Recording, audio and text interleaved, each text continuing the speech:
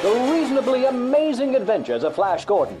Last week, if the treatments worked for you, you may remember Flash, Dale, and Thune of the Hawkmen flew in a rocket ship to the low curb appeal area of Mongo's red light district, the wild and forbidding cave world. Flash, Dale, and Thune were escaping from a fierce band of lizard men, assisted with some hesitancy by the, let's be generous and say, cerebrally vacuous platypus men, who attacked them. Platypus men. That just feels weird to say. Anyway, as the platypusmen answered the lizardmen's command to attack them, the platypusmen rather sheepishly realized there had been a tumultuous misunderstanding. And when the Hawkmen, well, that feels normal, said, attack them, they didn't mean the platypusmen should turn on the Hawkmen, throwing stones and firing the very nice ray guns the Hawkmen at this point now regretted loaning them. The combative platypus men figured out too late that the Hawkmen saying attack them didn't mean attack the Hawkmen, but rather, importantly, they learned over time the Hawkmen meant to attack Flash and Dale, who were escaping from a scouting expedition of the caves. The learning of this tactical lesson allowed Flash and Dale to escape. Flash, Dale, and Thune were seen by Saul, the chief magician of the Blue Magic Men. Saul hurried with the news to his beautiful Queen Azura, who, attracted by Flash's blonde hair and wonderful male organ, which additionally served as the urinal duct, decided to get acquainted with him by means of her fetid magic sleep gas. Azura captured the three friends, then she gave Flash a hot time and the drug of forgetfulness, so that he could not remember who he was, her lovemaking skills, or what had happened. Then Azura caused Flash to fall in love with her. At first, Dale and Thune misunderstood Flash's failure to recognize them.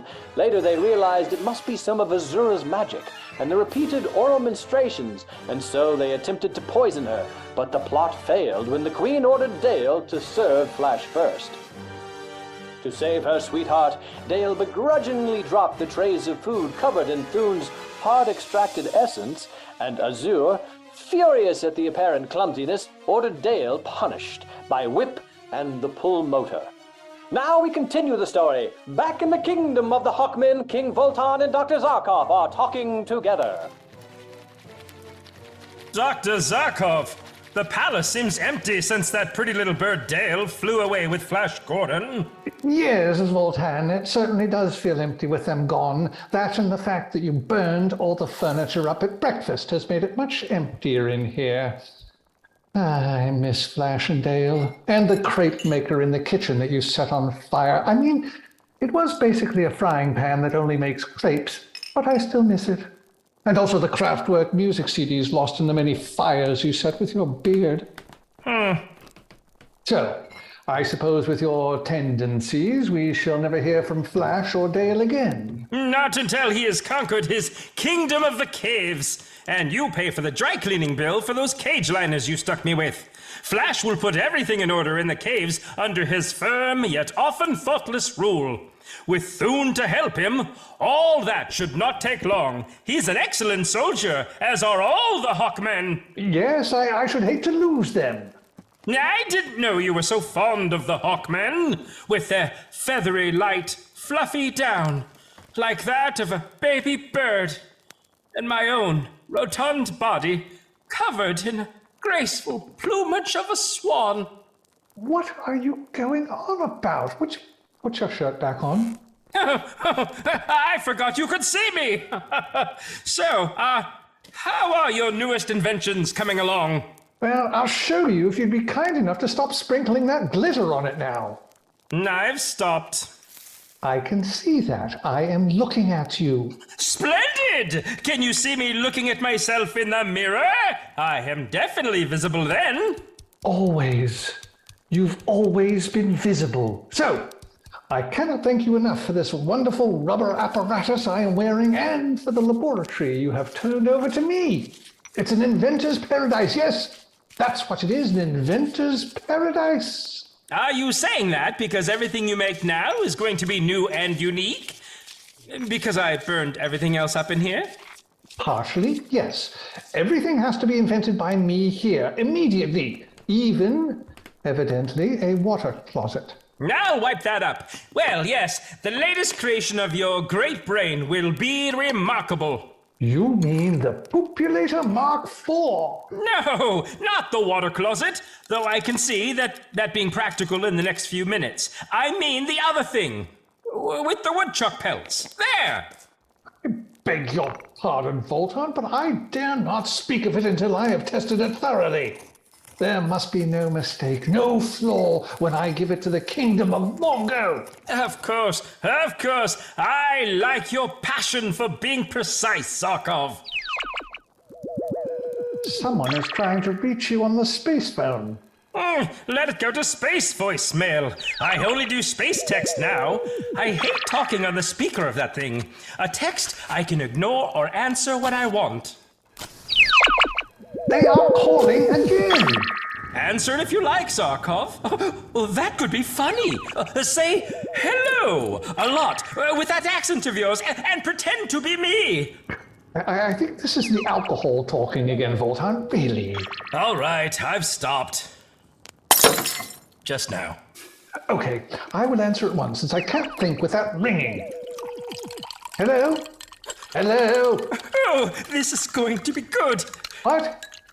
Where? Oh, that accent of yours. Are they laughing at you? Who is it, Zarkov? One of Thune's lieutenants. Thune's lieutenants? What? I can't hear you. I said Thune's lieutenants. I can't hear them, Vultan. I can't hear them, Vultan. You keep talking. What? Thune, tell him you're me. I can't hear them on the space phone because you keep talking when they are telling me what is wrong. Now what's wrong? Nothing. I doubt that, Vultan. Now wait, quiet. Oh no. Hold on. King Flash, Dale, and Thune are captured by someone named Azura, who I'd swear the person said was the queen of the Blue Magic Men. Oh, that's just stupid. Well, blame the writers. The lieutenant is calling us. Wants help. He needs help, all right. So do the writers. No, really, he does.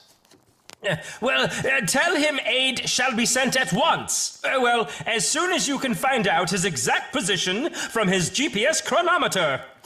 Vultan says he will send aid at once. Now, with even more accent, tell him you are Vultan and leave a message that you want to order shrimp with anchovies and clam soup. Then hang up and call him back with a different accent and ask if there are any messages from me.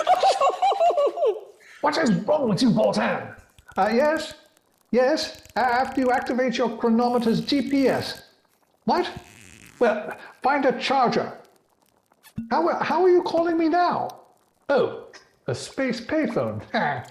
Where did you find change on Mongo? A space convenience store broke a space 20. Excellent. We will be there soon. Zarkov, do they want me to be in charge of the men? Okay. I have just been told I am to be in charge of the relief expedition. I shall start, in about an hour. In about 2 hours. In the kitchens of the palace of Azura, queen of the blah blah blah blah blah, we find Dale and Thune, his essence drained. Your turn, Princess Dale. I can't be fearful the way things are now, Thune.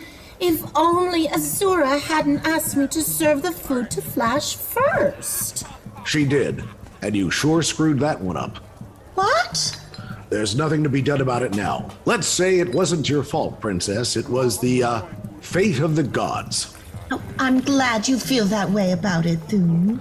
I thought you might be. Listen, we must figure out a way to foil her magical power. Move over here. Come on now. Certainly! I think I fooled him. Not really. Move! By the space air fryer? No, here. He wants us to operate that highly developed tuna press over there. Now stand still, woman. There. I go now. I don't see how I can help you foil the Queen.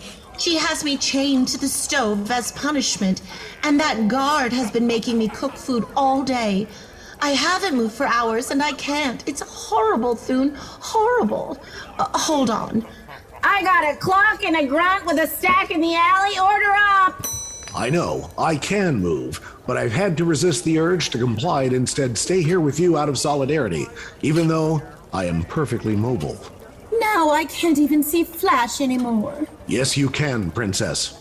How? The chain on your manacles will permit you to walk this way to the galley. Walk that way now! Over to the window! We can look out into the garden. No doubt Flash will sometimes walk by. With the Queen wrapped around him as usual. Yes, I'm afraid Azura will be with him.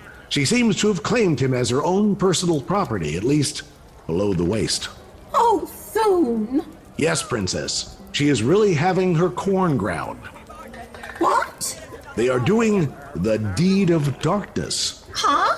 He's really giving the old girl the green gown, riding St. George, groping for trout in a peculiar river. Thune, what are you talking about? They are doing it, Dale. But I don't think that Flash has really fallen in love with her. I mean, just because she's fulfilling his deepest erotic needs over and over and over again. Thune, it's terrible. Hold on. Cowboy with spurs? Order up! Fulfilling kinks and fantasies he never knew he had. Okay, I think I see the picture. Will you stop? He really is harpooning the salty longshoreman over there. Will you shut up? I get it. By my sword, I swear King Flash is bewitched by her gifted orifices. He doesn't know where he is or what he's doing. Over and over again. I know he wasn't pretending when he failed to recognize me. After all that, what makes you so sure? His eyes had a dull and glassy look, and his groin was confused and exploited. Why, yes, I remember. I saw that too. When he looked at me, it was as though he looked through me instead of at me. If only I could reach my men. That is, if there are any left. If only I could reach my man, if there is any of him left. I don't know what happened after Azura broke that gas bomb in our faces. Captain Thune, if you obey all the guards' orders, they may put you on parole or something. That may give you freedom of the palace. You think they are that stupid? Hold on. I got an Adam and an Eve on a raft and I dragged them through Wisconsin. But I am lactose intolerant. Take that up with your waiter. But if I see a go-back, I may just clean the stove in whatever I send back out, capiche? I'll eat around the cheese. Stupid? Yes, Thune, I do. Well then, that's an excellent idea. Excellent! Thank you, Princess! Thank you! Are you being sarcastic again? I will be the most obedient slave in the kitchen. To all the guards' whims and punishments. Throw hot grease or wet me some more. Yes! Let's do that on the off chance that this will earn me some privileges. Okay, you're being sarcastic. Fine. No, I mean it. Oh, well then, I will obey too. Oh, Captain Thune, we must do something to save Flash from that wicked woman's ministrations. Oh, not to worry, Princess. We will find a way for sure. And you're not being sarcastic? That time I was.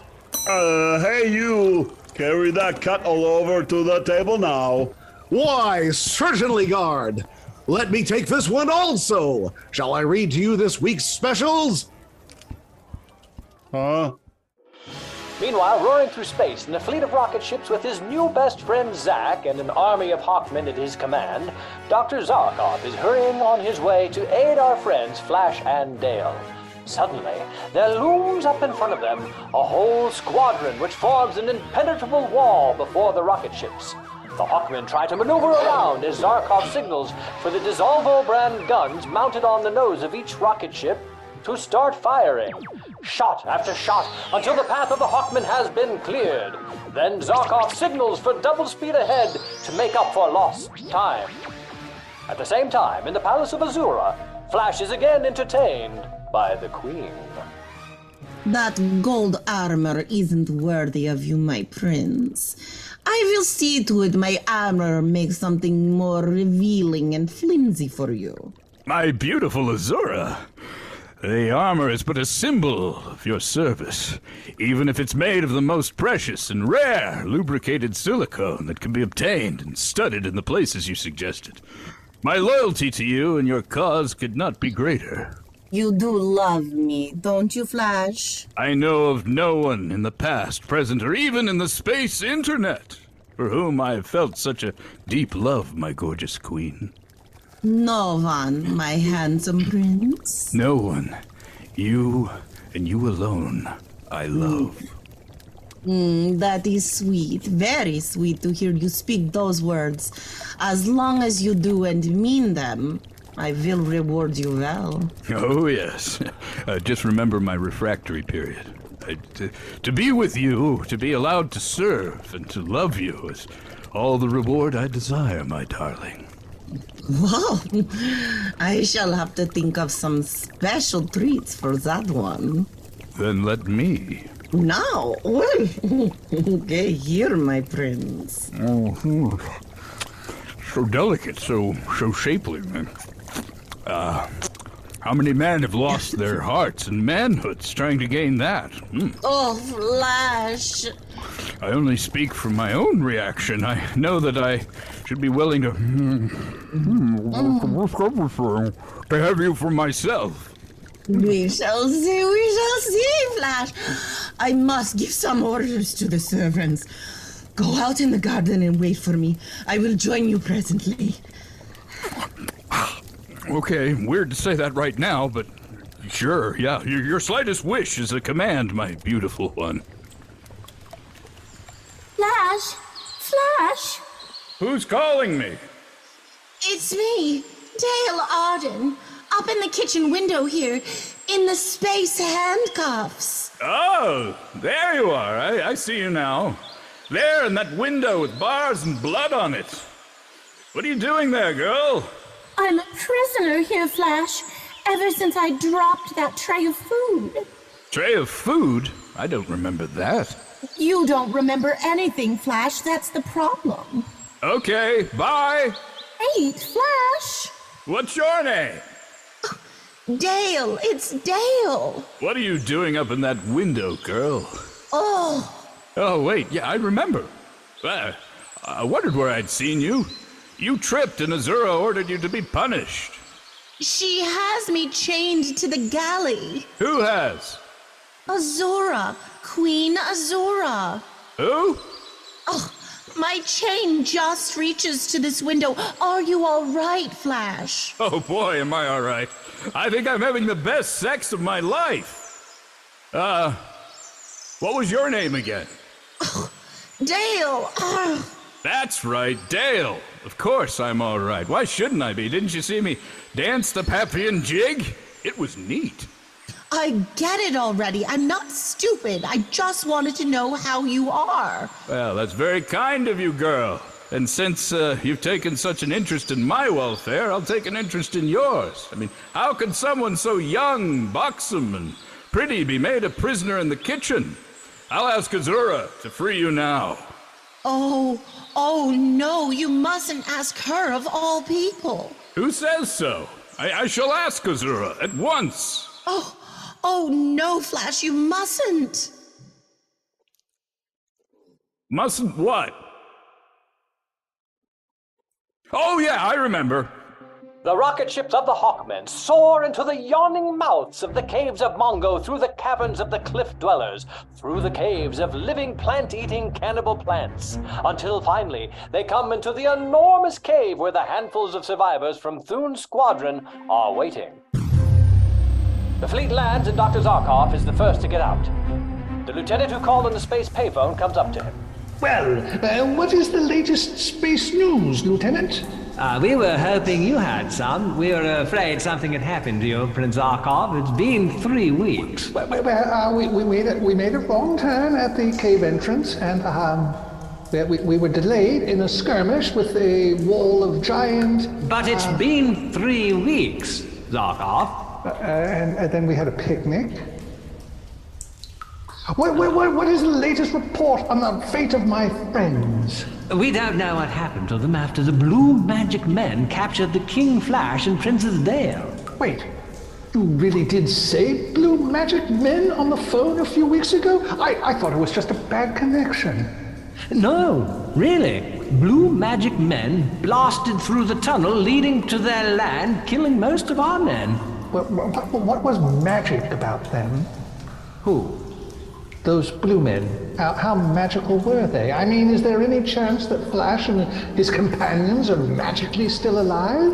Who knows? That's the land of magic. Of course, but still, I mean, there's nothing really magical about blasting through a cave tunnel. I mean, what was the sorcery part of it? Okay, maybe saying they are magic blue men is overselling it a bit, but they did this thing with a deck of cards and a drum machine. We are still trying to figure it out. I have brought a battery of Dissolval brand ray cannons with us. We will blast our way through these little blue magic men to my friends. Their cups and balls are unparalleled. But who said they were little? Unaware of their impending danger, Azura and Saul confer in the palace of blue magic men. Saul, you understand now? Oh, perfectly, Your Majesty. There is nothing too good in my whole kingdom for my new prince. His every wish shall be obeyed, O Ancient One. What? I mean, his slightest whim shall be fulfilled, tarnished ruler. Oh,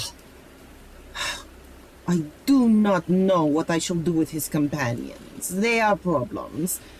I do not want them around, and yet I cannot execute them. If the drugs you gave him should wear off and Flash discovered what I had done. Azura! Azura! Oh, I told him I would only be a minute. The dear boy is so madly in love with me that he cannot bear to have me out of his sight. Open the door, Saul. With all speed, my big astral queen. Here I am, Flash. Azura! What did you... Oh, I beg your pardon. I didn't know you were still busy. Isn't he cute, Saul? Saul, come quickly. I am summoned, O solemn sovereign. Have I your permission? Yes, Saul, go. I depart, O huge head of state. Well, Flash, were you lonely without me? Is that why you came for me again? Well, too easy. Azura, you're good and kind. This sounds like a man who has a favor to ask. Oh, you are good, darling. Yes, I have one, my queen. Oh, I know you do. Go ahead, ask and it shall be granted. Thank you. I knew you were kind of good. She will be so grateful. She who? Free the blonde. Who? The staggeringly ample, beautiful blonde girl who tripped while serving us food the other night. Christ on a meat hook. Dale? Dale was the favor you asked for? Her! She called me from a window in the kitchen and she told me she was chained to the galley stove. Well, listen. Okay. I promise to free her. Eventually. Oh, Lord. I had hoped the favor was for yourself and possibly me, but not one of my prisoners. No, I mean, there's nothing I need for myself, Azura. The girl's too youthful, too buxom, too fertile to deserve such a fate. I mean, I thought you were just and kind. Do not cause me to change my mind. Ooh, wow. And I thought I had mastered emotional blackmail. Oh, Flash, you make it hard for me. I have never freed a prisoner in my life, at least not while they're still alive. Yo, Majesty! What does this unceremonious entrance mean, Saul? I did not send for you. Humbly begging your pardon, my convex consort. I have news of the most extreme urgency. And? Okay, and? It's urgent and out with it. Now? Speak! It is really quite urgent, I assure you. Yes, speak. I get it. It's urgent. Tell me. Perfunctorily speaking, this latest dispatch is of such import that it beggars belief it can be contained in mere minutes and has all the hallmarks of a red letter, hair on fire, drop everything this instant sort of situation. Holy Mongos nads. Tell us, Saul. Okay. Our land is being invaded by the Hawkmen. Hawkmen? We must go forth to war. Attack the platypus men. The platypus men. That sounds weird. Do it. They will assume it is the Hawkmen. That will keep them busy. Our army must be called out. I will press the signal. Oh! I am never again hiring the guy who installed that signal. He was a clown! And whom do you wish to lead your men into battle, O bearer of the rigid scepter? I must appoint someone to head the army. Will you lead our men into battle, Flash? I really don't want to. Your majestic acreage. Don't want to? Why? Have they ever done this before? Yes, of course, lots of times. Well, I haven't. I mean, who am I to lead them into battle? I've never... Your Majesty, I could... Just say you'll do it. Your Majesty, serving as your commander-in-chief would be my pleasure, my queen. With no military experience. What? I'll do it. The Tsarina of Zero picks this stranger over me? Well, he has been winding my little ball of yarn, so... Let her beware! Let her beware! We can hear you, Saul. And don't furrow your brow at me while you're planning. Fine. I'll exit first. In fact, I shall saunter off with a skip in my step, twirling my imaginary mustache as I scheme and plot my devious plan of vengeful jealousy. Saul. I'm going now, I'm going. Off I go on a perfectly ordinary kind of day. Azura, how large is your army? I do not know exactly. Many of them are wearing camouflage and refuse to get undressed no matter how much I insist. What's that empty space over there? That might be them. They're really good. Well, then I suppose the first thing to be done is review the regiment. I must know what strength of armed men I have at my disposal. This is the Special Royal Guard trained in the fine arts of combat. Each is a killing machine. We will have to use those two. Well, I guess that pair could be useful. And this, Flash, our advanced tactical water cooler division. Water coolers? Each is fitted with a listening device. We launch them into the battlefield weeks in advance, and then our enemies gather around them. And you get information that way. Brilliant! What's that over there? That is our crack squadron of one-armed loot players. Excellent. I was concerned we wouldn't have that covered. What's in those wheelbarrows? That's their arms. Gross. But okay. You are very much like me, Flash. Now, come under this balcony with me. Only place I haven't. From here, you will have a good view of the parade ground. I wish to have your army. Our army, my prince. Yes. Our army. We'll pass and review.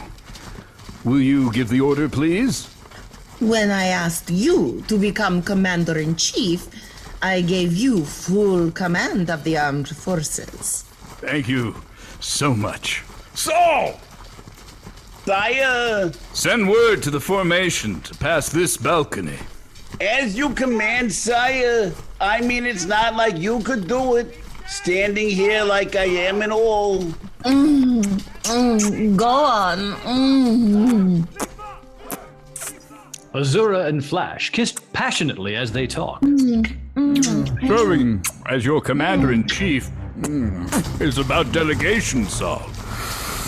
It's about shifting of authority and responsibility, particular functions, Saul.